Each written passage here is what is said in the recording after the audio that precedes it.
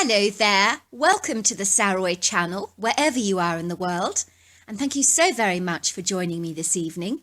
And I do hope that you're doing exceedingly well and that you've had the most phenomenal day and are about to settle down for a lovely cosy evening. Of course, you could be in a completely different time zone. So I just want to send each and every one of you lots of love, and don't forget to get that lovely hot cup of coffee or tea, because I've got a fabulous story for you tonight that you're just going to love. So before we get started, don't forget to subscribe to the channel, click the notification bell and the thumbs up. Dear Sarah and all your lovely listeners, my name is Nicholas and I grew up in a small North American rural town, and my Bigfoot encounter happened in 2016. I was fortunate enough to grow up in a very secure, happy family with one sister called Lara and a brother called Paul, and we had a very happy childhood growing up in the late 90s. My parents were incredibly hard-working and very diligent, providing us all with a very high standard of living and sending us to the finest, most prestigious schools to attain a first-class education, because our parents wanted us to succeed in life and become lawyers, barristers, doctors or engineers. As a child, I just loved everything that was associated with cars, and I had the most massive car collection, as every birthday and Christmas, nothing ever changed. I just wanted another car to add to my ever-increasing car collection. I would watch Formula One racing on television and fancied myself as a Formula One racing driver like Fernando Alonso for a very long time. One year there was a glamorous grand car show that literally paraded through our town, where we would observe gleaming glossy cars in the most stunning eye-catching colours, from greens to reds, pinks, yellows and whites, and from every single period in history driving through our town, including effulgent farming vehicles from every single decade, and everything literally sparkled, shimmered and gleamed as if it was so new that they had just purchased it off the shop floor.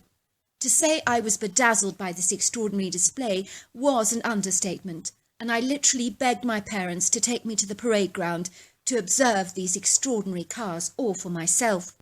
My mother reluctantly agreed to take me to the car show that day, but assured me I'd have to be very quick because she had a hectic schedule with a ton of things she needed to do. My mother remembers that day with such crystal clear clarity. She told me that my face was so animated and jubilant, and she had never ever in her entire life seen me this ecstatic and euphoric before. She didn't have the heart to lure me away from the dazzling show because I was so rapturously transfixed, and without realising it, I had spent the whole day there, and my mother had surreptitiously cancelled all her appointments to literally indulge my boyish, frenzied passion. I was eagerly talking to the owners of different vehicles with an exuberant enthusiasm, and I would run my hand appreciatively along the pristine, shiny paintwork and luxuriate in the driving seat while placing my hands on the steering wheel, grinning from ear to ear like a Cheshire cat that had most definitely got all the cream.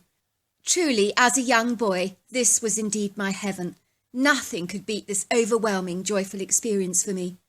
A year or so later, my parents were pulling their car over to the side of the road for a rest stop as we were driving to the Oregon coast for a summer break. I nodded my head enthusiastically, and we went for a little ride, and the kindly truck driver gave me a go at the wheel, and I was in heaven. "You remind me of myself when I was your age," said the truck driver. "This is the best job in the whole world. Nothing beats it, my friend. All the spectacular scenery you see, the private time you get, the people that you meet. It's a great adventure." When I returned back to the canteen, my parents were asking me where I'd been. I sneakily told them that I had a very dicky tummy. In that moment, I knew without a shadow of a doubt that I wanted to become a truck driver more than anything in this entire world. I was successful at school, always getting straight A's in all my subjects, so my parents were absolutely devastated that I didn't desire to become a lawyer or an engineer. "I want to become a long-distance truck driver," I told them again and again, and they would look at me with pained, crestfallen expressions on their faces, as if to say, "That's not what we wanted to hear." One day my parents had invited guests over for dinner, and I awoke in the middle of the night, feeling incredibly thirsty, so I got up to get a carton of milk from the refrigerator when I heard my parents discussing me with their friends. I crept ever closer to hear what they were saying, because I was curious as to why I was being discussed, and my ears were naturally flapping and burning with curiosity. What was so interesting and beguiling about me that my parents were discussing me to their friends, I wondered. "Nicholas is such a bright boy," I heard my mother say. "He's so fixed on becoming a truck driver, which is such a terrible, terrible waste, when he could do so much more with his life. Even becoming a pilot would be infinitely more impressive than driving a truck. I was really hoping he would become a barrister." I heard the guest saying, "I think becoming a truck driver is a challenging job, and if that is what he wants to do, let him go with his heart, because if you inflict your will on his life, he will only resent you for it." "That's what I did with my Tommy," came a woman's voice. "I pushed him to become a lawyer, and 2 years later he's now doing engineering. I agree, you cannot impose your will on your kids, because it will ultimately backfire on you.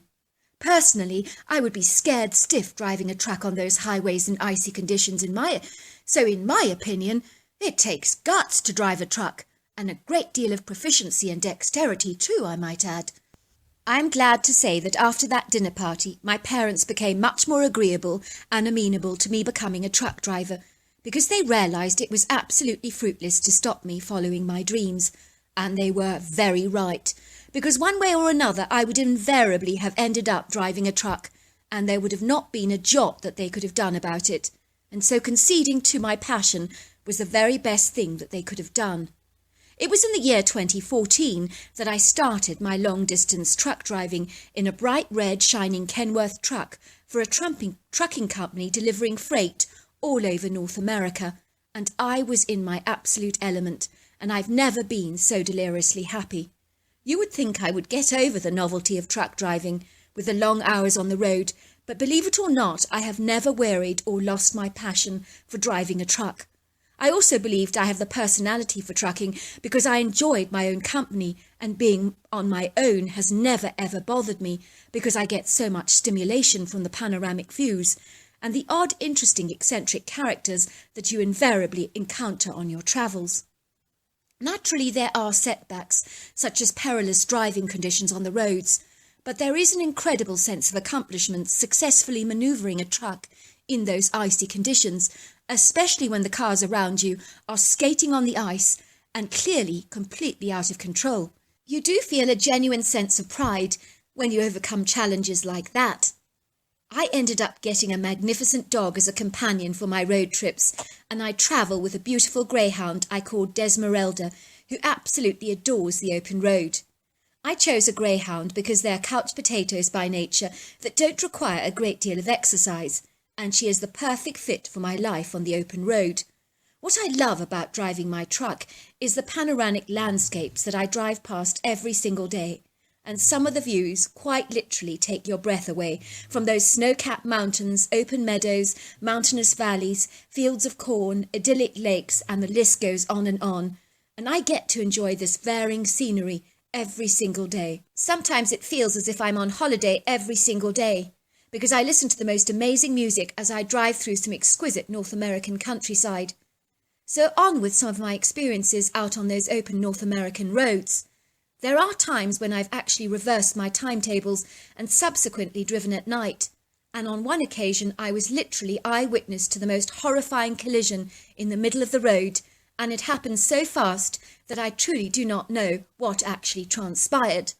I know that this car came flying past me from a side street at what seemed like an incredible speed. The wheels were squeaking and hit a telephone pole with a thunderous crash. And then the car skidded at 100 feet into a tree with such a heavy pounding force, which caused the engine to go through the dashboard, flattening the car. It began to look like a mass of pulverized metal before my very eyes. I was horrified by the scene of such incredible carnage that lay before me. It's amazing when you're viewing something so horrific. For a moment or so it becomes so surreal, it's difficult to accept that the dreadful scene unfolding before your eyes is in fact real. In that moment I had to pinch myself several times. Was this really happening, I wondered, in total horror? I immediately parked my truck, jumped out of my vehicle, running quickly towards the wreck of metal. I remember my heart was beating violently in my chest, and I was praying, please God, let them be alive. But deep down in my gut, there was an ominous rising feeling of impending doom. As I peered through the front end of the car that was so crushed that the jaws of life would be needed to open the vehicle, my worst fears were confirmed. The 2 occupants in the front seat of the car were very definitely deceased, and they were barely recognisable. That's how badly injured they were. It was incredible that this had happened so very quickly. One moment they were alive, and now they were dead.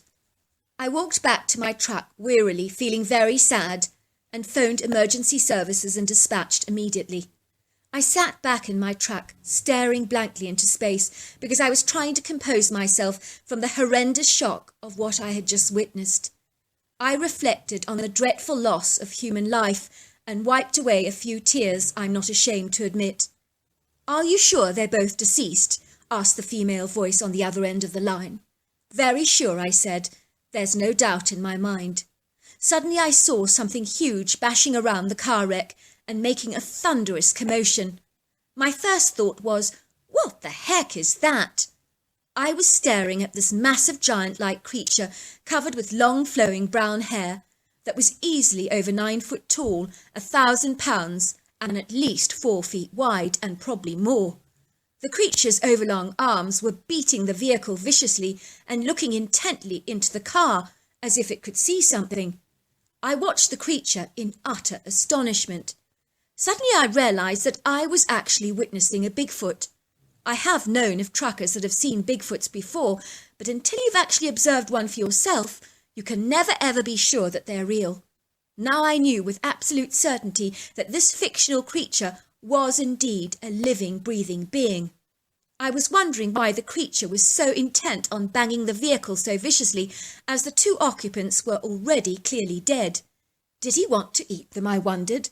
Perhaps that's why he was trying to gain access into the vehicle. The creature, using his fists, pounded the back of the car and bended back a dented metal panel. With such a brute strength, I was utterly awestruck and amazed. And then he pulled out, from beneath the car seat, a little bundle in the back of the car, and looked up towards me. In that moment I locked eyes with a Bigfoot, and it was a moment that I will never ever forget. I sensed an incredible compassion on the creature's face and in his beautiful brown eyes, that was so human-like in its emotional intensity. The creature lifted the white blanketed bundle for me to see, and I realised it was a tiny little baby. I could hardly believe it. The creature put the baby on the bonnet of my truck and pointed to it, and then he was gone like greased lightning, and I watched him move away with a seamless grace.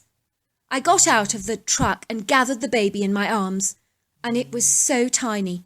I think it could easily have been 3 months old. It was wiggling its tiny feet and hands, and it appeared to be smiling at me. My heart just melted, because this poor little child would never grow up to know its parents. I was convinced it was the young couple that was killed in the crash, and I was right. The worst thing of all is it appeared that the driver had actually been texting while driving, which was why he lost control in the car in the first place. When the emergency services arrived, they asked me all about the accident and took down a very detailed, lengthy police report while I handed them the baby. The police officer looked flummoxed. "How did you know there was a baby in the car? And how the hell did you bend the metal back like that to retrieve the baby?" he said. "I mean, that takes superhuman strength." I was not about to tell the officer that a Bigfoot had rescued the baby. I knew I would sound completely crazy or bonkers, so I said that I'd heard the baby cry, and in an act of desperation, I somehow managed to get the baby out of the back of the car. "Are you all right?" I asked.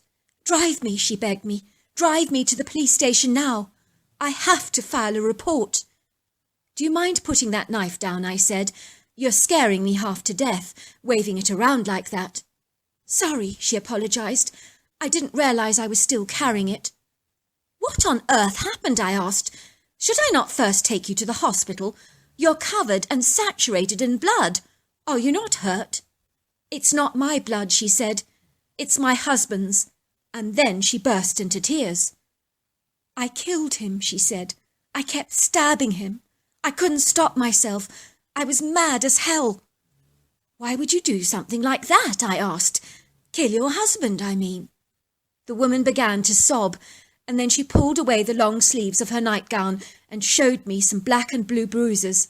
I've never seen a woman more beaten up. I was horrified. "He did that to you?" I said, looking aghast. "And your husband beats you up?" "My husband has been beating me up for years," she told me. "He's already broken my jaw before, and once my nose and even a rib. I always pretended it was an accident and covered up for him. I guess I was just too ashamed to admit how abusive he really was. I always tried to pretend our relationship was hunky-dory to everybody else, but despite everything, I really do love him. Well, I did." "What happened tonight?" I asked him, "to make you lash out like that?" "My husband had started to throttle me, and he put his hands around my neck, and he was squeezing my throat so tight. I was in the kitchen next to the butcher's block, and I just couldn't take it any more. I just had enough, the abuse. So I just stabbed him until he was finally dead. You should have seen the way he looked at me as he was dying. I never saw him look so shocked in all my life." The woman began to sob and sob and sob. I'd never seen anything like it before. She was out of control. "I cannot believe I've done this," she cried. "I'm a terrible, terrible person. What on earth have I done?" she said, looking at me through her tears in horror. "I'm going to go down for this, aren't I? And I deserve it. I didn't know I was capable of such evil." "It sounds to me that you have a strong case of self-defence," I said. "Just tell the police what you've told me." I gave her my telephone number and dropped her at the police station while I watched her gliding through those glass doors. 2 years later, the lady actually phoned me, believe it or not, and thanked me for taking her to the police station that night. I was told that a jury had found her not guilty for killing her husband because he had been abusing her for so very long, and the police had indeed observed the bruising around her neck when he had tried to strangle her that night. She thanked me for picking her up. I probably looked like an axe murderer, carrying that bloody knife and wearing that bloody gown. But you still picked me up, and I appreciate it so very much. I really do. I don't think people would have done that in your circumstances," she said. I must say I was incredibly happy that things had turned out so well for her, because I believe that she was more of a victim than her husband ever was. Another awful experience I had driving my truck was utterly terrifying. It's almost too terrible to repeat what actually happened.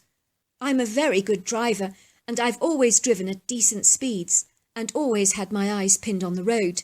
One night I was driving my truck down the highway, and suddenly out of the blue before my eyes I saw this woman, and she appeared a second too late before I could slam on my brakes in time. She literally was in front of my truck in the middle of the road, and it was like she came out of nowhere. I could hear that ominous, heavy, telltale thump that you know that your wheels have hit something, and you become too aware of the fact that you may have indeed just run her over. I want to assure you that there is no worse feeling in this entire world than sensing that you potentially may have just killed someone. I jumped under my truck, and I saw her lying there in a lifeless, bloody heap, pinned under the heavy wheels of my truck, and I immediately called emergency services. I informed them where I was, and that I'd run someone over and actually killed them. I was so traumatized I was feeling sick to my stomach with nausea, and I could not summon up the courage to take another look at her, because it was just such an awful sight. I would leave the grisly work for the officers to do. "I promise you," I told the policeman, "I didn't see her. It happened so quickly. She was there, and it was too late." "There's no one under your car, sir," said the policeman, looking up at me. "But there is," I insisted. "I ran her over. I felt the bump, and I saw her body as clear as day. I promise you." "I would be asking you to take a breathalyzer test and sending you for a mental evaluation," said the policeman. "But you are the 4th person to have had this experience on the road in the last few days. And I guess there are probably others who also drove her over her and falsely believed that they had killed someone, and they had to live with the guilt of that every single day. "Sorry, officer," I said. "I don't understand what you're actually saying." "I think you ran over a ghost," explained the officer, "because this has happened 4 other times very recently on my watch, on the specific spot of the road, when people felt and saw the body of a woman that they had run over under their wheels and called us out, only to find that there was no one actually there. I believe you saw the ghost of a 15-year-old pedestrian who was crossing this stretch of road 14 years earlier and was subsequently killed by a hit-and-run driver. Maybe you experienced a time-lapse where the energy is recorded in a traumatic event and played back in our reality. Maybe a glitch in time or something, but I know you are not the first to experience this. We've been called out several times." I must admit I was shocked by the experience, but heartily relieved that I had not actually killed anyone. Now you can see why driving a truck can be a very colourful experience, and why I'm passionate about my job. And the best part of it all is I get paid for doing what I love. So if you see a young man driving a bright red truck on those North American roads with a greyhound in his car, ask me if my name is Nicholas, and you may just be surprised. If you're lucky, I might just take you out for a cup of coffee. So there you are. That's my story. Well, Nicholas, I just want to say thank you for that incredible, incredible story. The first thing I want to say is that, wow, all 3 stories are just incredible. I think what is absolutely amazing was that the Bigfoot actually found a baby in the back of the car, and how that creature knew the baby was there boggles the mind. I do think these Bigfoots do have extrasensory ability. They seem to know things that we don't, and that's absolutely extraordinary. And the second thing is, I would love to know, and any listeners listening right now, tell me if you were driving down the highway at night and a woman was waving you down and her gown is soaked with blood and she's waving a knife precariously in her hand, would you stop for her? Because I hate to say this to you, it would freak me out. I would be so terrified that she would lunge that knife into my heart and I would drive off so fast. So I wonder how you would have reacted, because I have to tell you, Nicholas, you're a saint. You are a saint, because letting that woman into your car, I mean, she could be stark raving mad. She could be a mental case, but you took that risk. And what an incredible tale. And finally, the story of running over a woman, feeling that you've killed someone, feeling that knock, because I know that knock. I remember when a friend was running me in her car and she ran over a rabbit, and you hear that thump. It was the most terrible feeling, absolutely terrifying, wondering if you've killed something, and especially if it's human. I can't imagine what you must have felt, and then you realise that actually it was a ghost. And I imagine there were probably hit and runs who saw this and just thought, I can't deal with this, I can't hack this emotionally. And they still believe, all these years later, that they killed a woman on those North American roads, and all the time they ran over a ghost. What a story! Until next time, goodbye and good night.